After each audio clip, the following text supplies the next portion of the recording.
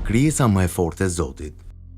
Në çdo kohë kanë ekzistuar njerëz të mençur dhe plot urtësi, njerëz që meditonin rreth krijesave të Zotit dhe bazuar në eksperiencat e tyre, nxirrnin xhevaire nga goja. Ali ibn Abi Talib ka qenë një nga këta.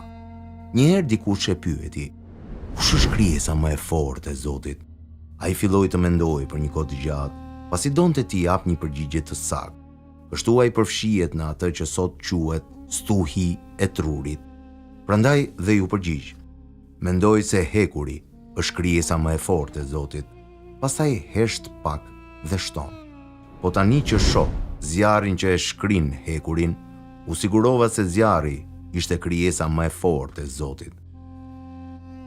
Mandej pash që zjarrin e shuante uji, gjë e cila më bën të besoj se uji është krijesa më e fortë e Zotit. Por pash që ret e mbartnin ujin nga një vend në një tjetër dhe besova se ret ishin krijesa më e fortë e Zotit. Më vonë pash se era i transporton ret nga një vend në një tjetër. Kështu besova se era ishte krijesa më e fortë e Zotit. Më vonë pash se malet nuk lëkundeshin fare nga erërat, sa do të forta qofshin. Kështu i binte që malet të ishin krijesa më e fortë e Zotit. Pastaj pash njeriu, i cili qëndronte para maleve dhe pak e nga pak, i çante dhe i gdhënte sipas dëshirës. Kjo më bëri të besoj se njeriu ishte krijesa më e fortë e Zotit.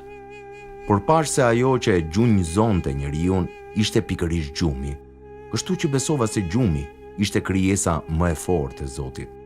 Duke medituar rreth gjumit, kuptova se më e fortë se gjumi ishte stresi dhe shqetësimet e shumta. Me vete mendova se stresi dhe shqetësimet ishin krijesa më e fortë e Zotit. Fal meditimit dhe studimit, kuptova se stresi dhe shqetësimet kanë si vatër zemrën.